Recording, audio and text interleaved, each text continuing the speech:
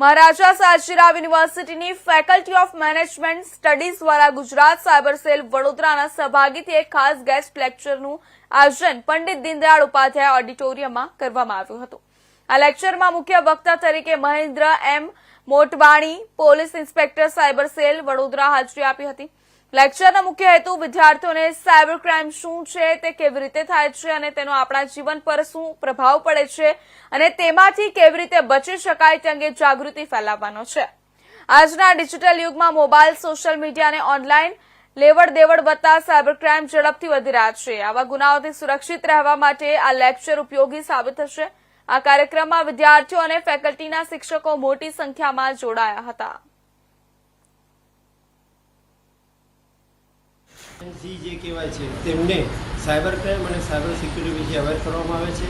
આજકાલ યંગસ્ટર વધારે સમય ઓનલાઈન રહે છે।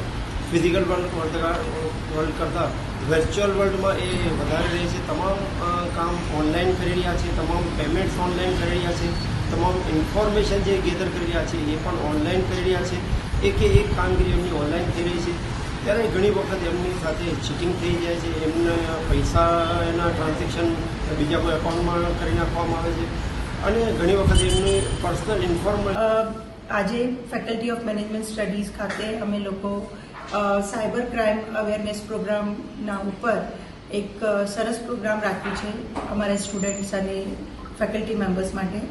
અને અમારા જે ગેસ્ટ તરીકે જે આજે આવ્યા છે એ પીઆઈ મોટવાની સાહેબ છે, જે સાયબર સેલમાં કાર્યરત છે અને આખા MS યુનિવર્સિટીમાં એમના ઘણા બધા